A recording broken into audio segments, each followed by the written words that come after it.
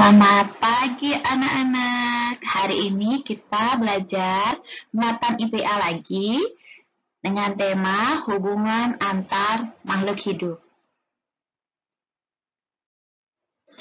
Hubungan antar makhluk hidup di alam ada dua macam.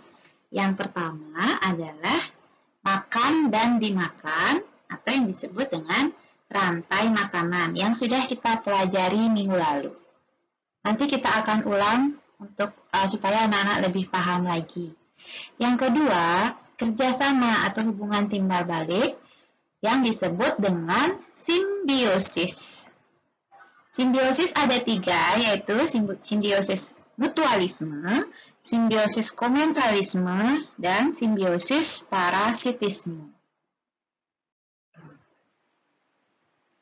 Ya, kita ulang dulu materi yang minggu lalu tentang rantai makanan. Di alam terjadi peristiwa makan dan dimakan sehingga membentuk rantai makanan. Rantai makanan itu adalah peristiwa makan dan dimakan antar makhluk hidup atau terjadinya transfer energi antara makhluk hidup. Dengan adanya makan dan dimakan, jumlah populasi makhluk hidup di alam mengalami perubahan. Contoh, kucing memakan tikus sehingga populasi tikus terkendali. Jadi kalau tidak ada kucing yang memakan tikus, mungkin jumlah tikus yang ada di bumi ini sangatlah banyak dan akan merugikan para petani dan kita sendiri. Contoh rantai makanan yang ada di sawah. Ya, di sini ada tanaman padi. Padi dimakan oleh belalang. Ya, jadi energi dari padi ini berpindah ke belalang.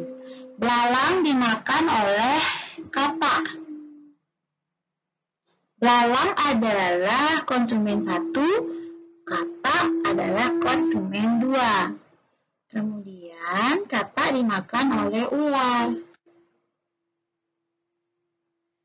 Ular mati, kemudian diuraikan oleh bakteri atau jamur di dalam tanah menjadi zat-zat yang lebih kecil atau kembali menjadi tanah.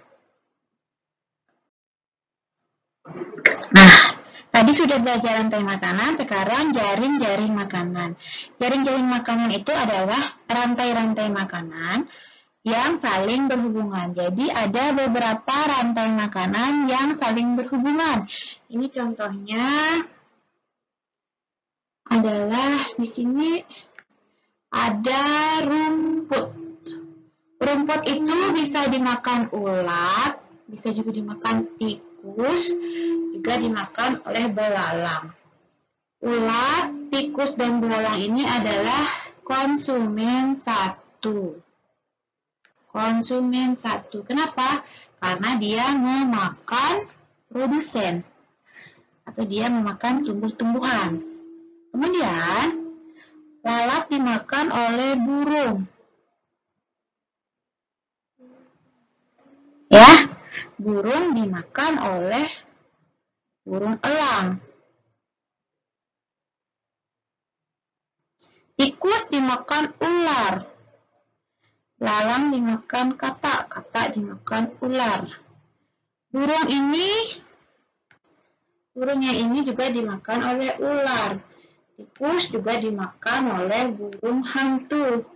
Jadi saling berhubungan, makanya disebut dengan jaring-jaring makanan. Ya, di sini ada produsen yaitu rumput, konsumen 1 yaitu ulat, tikus, dan belalang, konsumen 2 burung ini dan katak, konsumen 3 adalah burung hantu dan ular, dan konsumen 4 adalah burung elang. Burung elang mati dan akan diuraikan oleh pengurai. Piramida makanan. Ya, ini disebut disebut piramida makanan, anak. Kenapa produsen ada di tempat yang terbawah dan konsumen di tingkat paling atas atau di puncak piramida ini? Kita lihat dulu penjelasannya.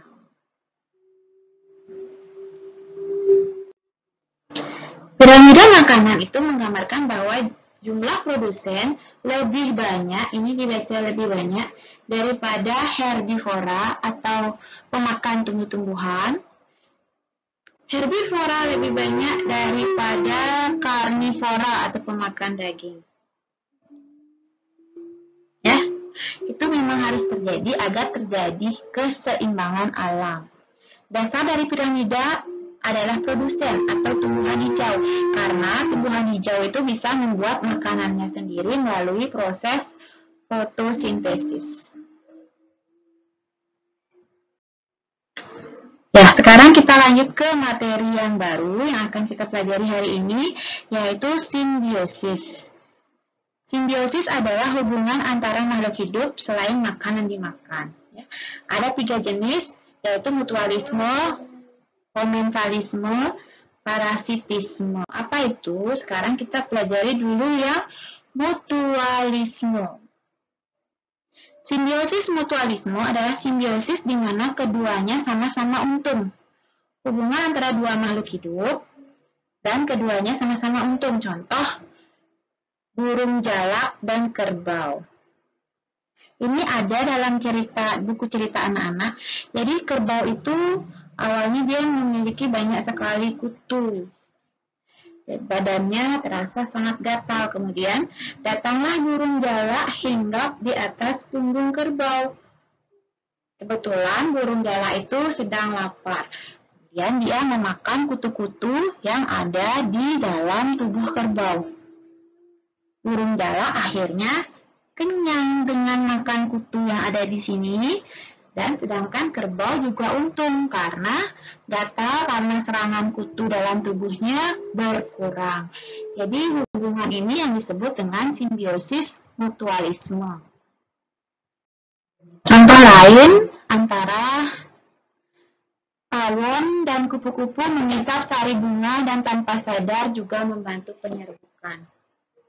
Ya, ini juga sama seperti tadi. Kupu-kupu ini mengisap sari bunga untuk memenuhi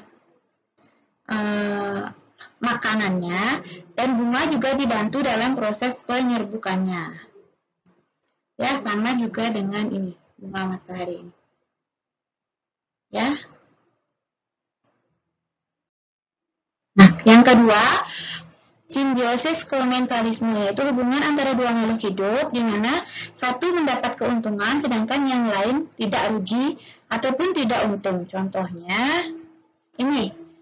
Anak pasti sering melihat ada tanaman lain yang hidup di pohon di rumah anak-anak.